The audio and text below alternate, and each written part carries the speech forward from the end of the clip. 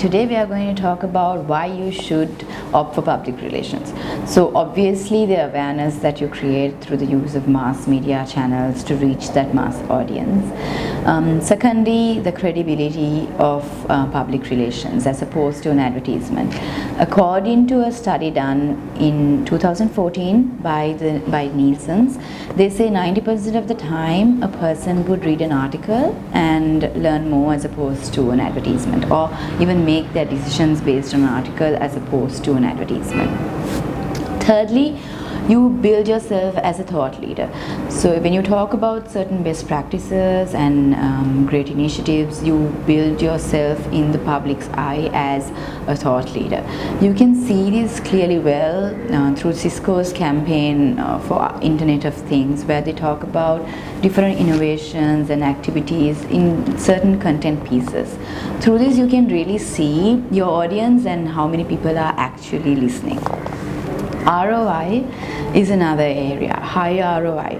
Obviously PR is a process, it takes some time, but if I put it in the simplest form, say for example you have a small boutique shop and your Colombo audience is your target audience, so you want to reach the English newspapers. So if you want to place 5 advertisements, like say for example quarter pages, it will cost you around 250,000 rupees.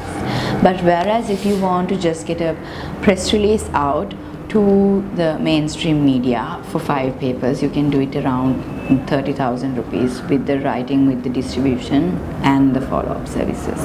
So what you do is you opt for public relations, you still get that same number of eyeballs which an advertisement gets, but at the same time you don't spend that same investment.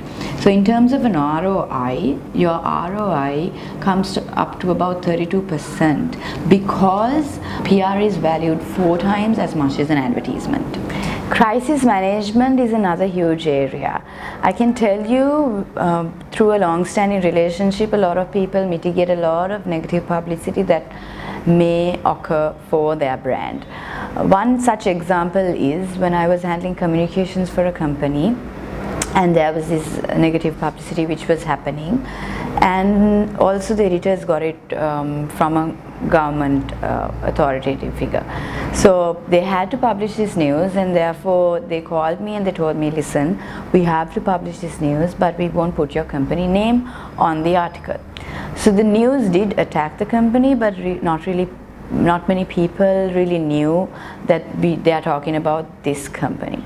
Also in the meantime, during this unrest, we spoke about all the positive initiatives, about all the CSR, about the employment investment, and all this good news would get publicized at the same time during this unrest.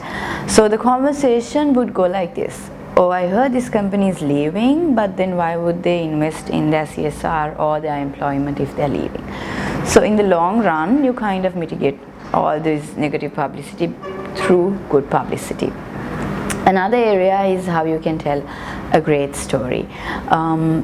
Through PR you can tell great stories. One such example is BMW. BMW can put an advertisement, and this advertisement is targeted towards their customer, right? But they still do need to maintain their relationship with the rest of the stakeholders, the environmental authoritative figures, as well as the government bodies, a wide range of stakeholders if they want to manufacture, produce and distribute, right?